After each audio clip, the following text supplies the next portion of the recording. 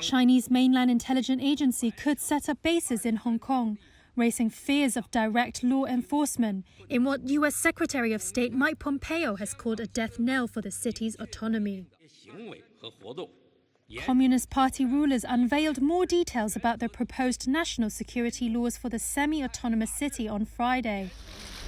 Hong Kong's leader Carrie Lam said her government will fully cooperate with the Chinese parliament to safeguard national security. She said the proposed plan would not affect rights, freedoms or judicial independence in the city.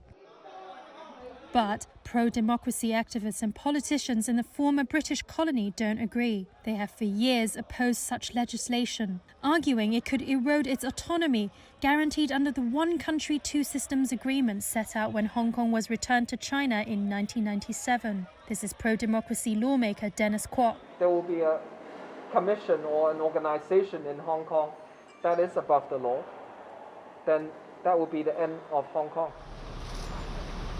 Activist Joshua Wong, one of the leaders of pro-democracy street protests in 2014, said Beijing erode on universal value and human rights principle with the security law. Calls have emerged for flash mobs across the territory, and democratic activists plan to meet the press to announce street action.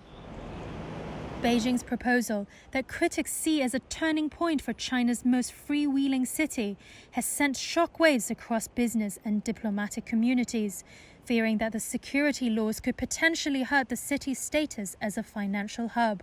Hong Kong's Hang Seng Index closed down 5.6%, seeing its largest daily percentage drop since July 2015.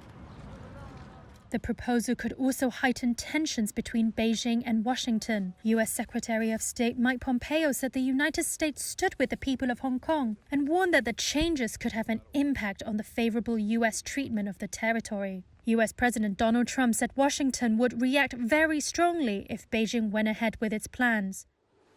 Beijing said earlier that no foreign country has the right to interfere with Hong Kong's affairs, and the legislation was in Hong Kong's interests as it would strengthen the two systems formula.